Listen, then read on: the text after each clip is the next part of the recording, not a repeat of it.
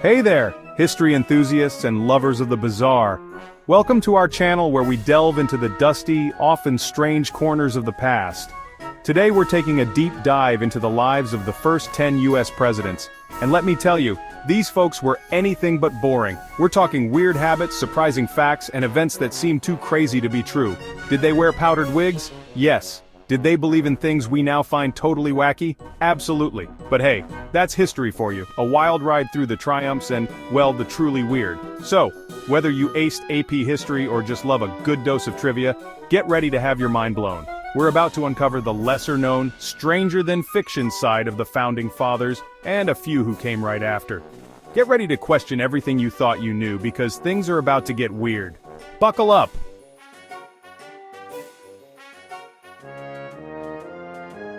Let's kick things off with George Washington. You've seen his face on everything.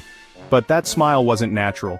Washington had dental problems and only one real tooth left as president. He turned to dentures, made from ivory, gold, lead, and human teeth. Some teeth were from enslaved people, a grim reminder of history's complexities, more to the story than meets the eye.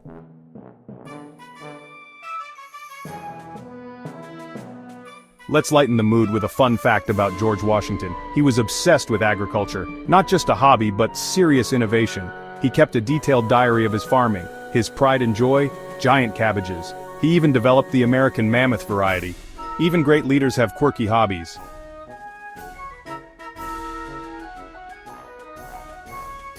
Let's move on to John Adams, a pivotal figure in the American Revolution.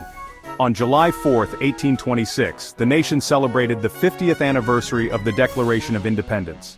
Meanwhile, in Quincy, Massachusetts, Adams lay on his deathbed. His final words were, "Thomas Jefferson survives." Unbeknownst to him, Jefferson had died hours earlier on the same day. Talk about a dramatic exit.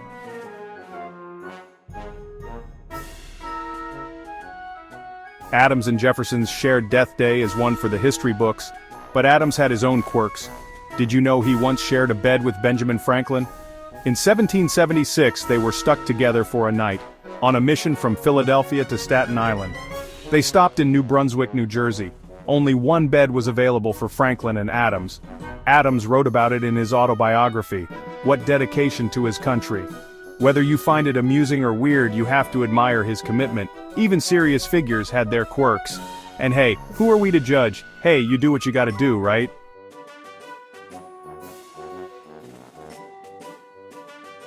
Thomas Jefferson, the man who penned the Declaration of Independence, wasn't just a political revolutionary, he was a revolutionary thinker, period. I mean, this was a guy who was deeply interested in basically everything: architecture, agriculture, music, linguistics, you name it. Jefferson designed his own home, Monticello, incorporating classical architectural elements and innovative gadgets. He experimented with crop rotation and new farming techniques at his beloved plantation. And let's not forget, he was a staunch advocate for education, founding the University of Virginia, which, by the way, still rocks those Jeffersonian architectural vibes today. Jefferson's intellectual curiosity was insatiable. He amassed a vast library, amassing thousands upon thousands of books on every subject imaginable. He believed that a well-informed citizenry was essential for a thriving democracy. And that, my friends, is a belief that I think we can all get behind, even centuries later.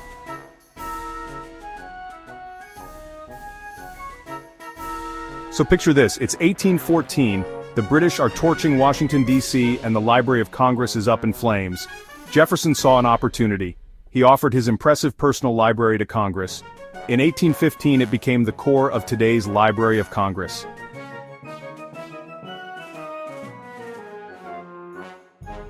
James Madison, our fourth president, is often referred to as the father of the Constitution. Madison played a pivotal role in drafting and shaping this document. He was a staunch advocate for a strong federal government. Madison believed a centralized government was essential. He also supported a system of checks and balances, ensuring no single branch became too powerful. Madison was a bit of an introvert. He preferred writing over public speaking.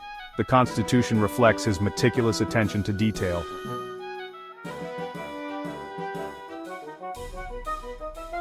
What's the weird but true fact about James Madison? James Madison, the father of the Constitution, was the shortest U.S. president. Standing at 5 feet 4 inches, he was a full head shorter than Thomas Jefferson. But he made up for it with intellect and political acumen. Madison loomed large in American history, leaving an indelible mark.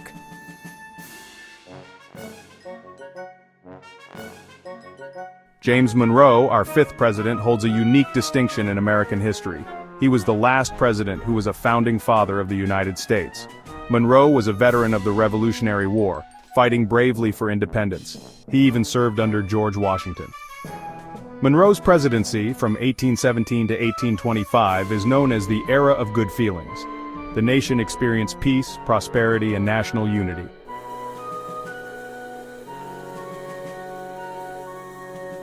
Monroe's presidency wasn't all sunshine and roses. The young nation faced international challenges. European powers meddled in the Americas, so Monroe drew a line in the sand. Enter the Monroe Doctrine. Delivered in 1823, it told Europe to back off. The Americas were closed to colonization. Interference would be seen as hostile. Boom! Mic drop. It was a defining moment in American foreign policy, establishing the U.S. as a dominant power, under the last founding father president James Monroe. So, we've talked about presidents with weird teeth and strange deaths, but what about presidential skinny dipping? John Quincy Adams, our sixth president, loved it. He took a dip in the Potomac River every morning, au naturel. The river was cleaner back then, and he had it mostly to himself. John Quincy Adams, communing with nature in his birthday suit. History, man.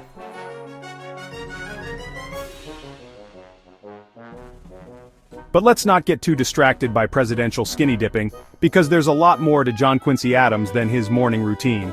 He was the son of our second president, John Adams, which must have been a lot to live up to. He excelled in academics, became a lawyer, and served as a diplomat before becoming president. He was a strong advocate for education, and even proposed a national university. But his presidency was marked by political infighting and gridlock. He faced stiff opposition from Andrew Jackson's supporters, who accused him of being out of touch with the common man.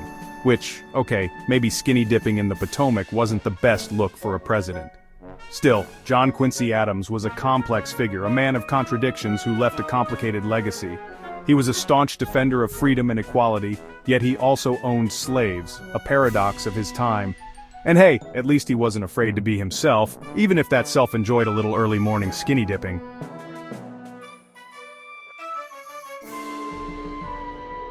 Presidential pets. They're almost as much of an American tradition as presidents themselves. We've had dogs, cats, horses, even a hippopotamus. Andrew Jackson's parrot was notorious for its foul mouth. It reportedly swore like a sailor, much to the amusement of some and the scandal of others.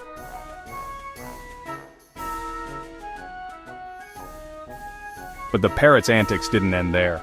According to legend, when Andrew Jackson passed away in 1845, his parrot was present at the funeral. The parrot began to curse up a storm, shocking the mourners. Some clutched their pearls, others chuckled. Whether true or not, it reflects Jackson's complex legacy. Life's too short to be boring. Embrace your inner weirdness.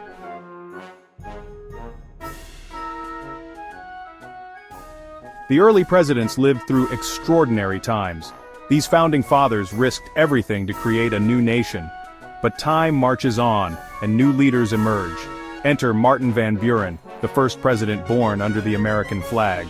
Born in 1782, he was a child of the Revolution. Van Buren's election marked a turning point, symbolizing a new generation. He represented the promise of a nation defined by liberty and self-government. But don't let Van Buren's understated demeanor fool you. He was a shrewd political operator, earning the nickname the Little Magician. He was instrumental in establishing the Democratic Party, and served as Andrew Jackson's vice president before becoming president.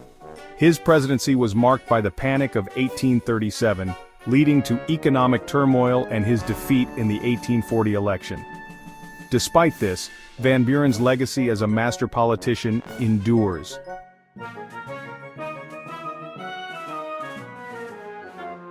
So, we've had some pretty interesting presidents so far, right? I mean, cursing parrots, skinny-dipping founding fathers, it's been a wild ride. But let's talk about William Henry Harrison, our ninth president, who holds a rather unfortunate record-shortest presidency ever.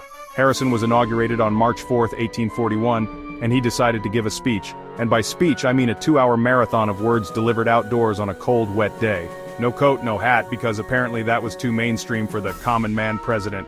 Now, you might be thinking, 2 hours? It's a speech, not a Lord of the Rings marathon. But seriously, imagine standing in the cold rain for 2 hours while someone drones on and on. It's enough to make anyone sick, right? And that's exactly what happened. Harrison caught a cold, which quickly developed into pneumonia. He died just 31 days into his presidency, making his the shortest term in U.S. history. It's almost poetic justice for subjecting everyone to that speech, don't you think?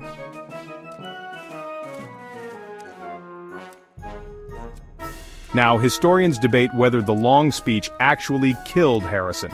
Some argue that he was already sick before the inauguration and the cold weather just exacerbated his condition. But regardless of the cause, Harrison's death sparked a constitutional crisis. See, back then, the line of succession wasn't crystal clear. John Tyler, the vice president, insisted that he was now the president, not just the acting president. This caused a huge uproar, with some people even calling Tyler his accidency. The whole ordeal really makes you appreciate the peaceful transitions of power we have today. Imagine the chaos if every time a president got a cold, we had a constitutional crisis on our hands. So, the next time you complain about a long, boring speech, remember William Henry Harrison, and maybe bring an umbrella just in case.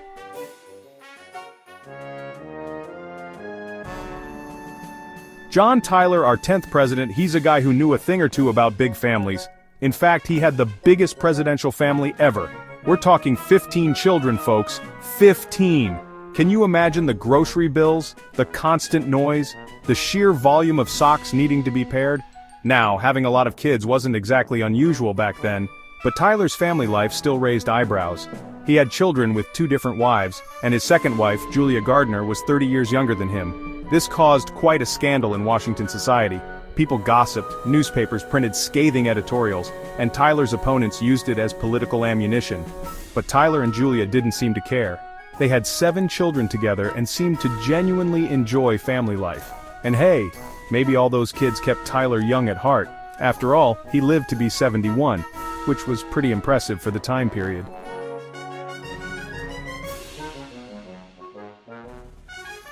Of course, Tyler's legacy extends beyond just his large family. Remember how he became president after Harrison's untimely demise?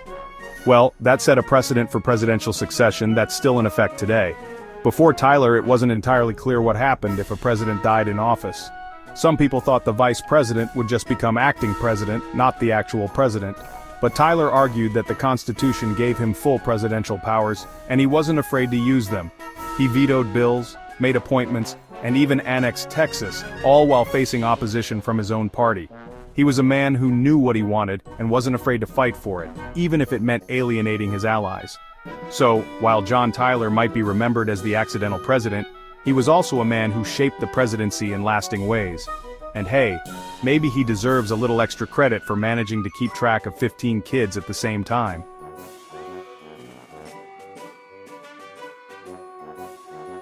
Well, there you have it, 10 presidents, countless quirks, and a whole lot of history crammed into one video series.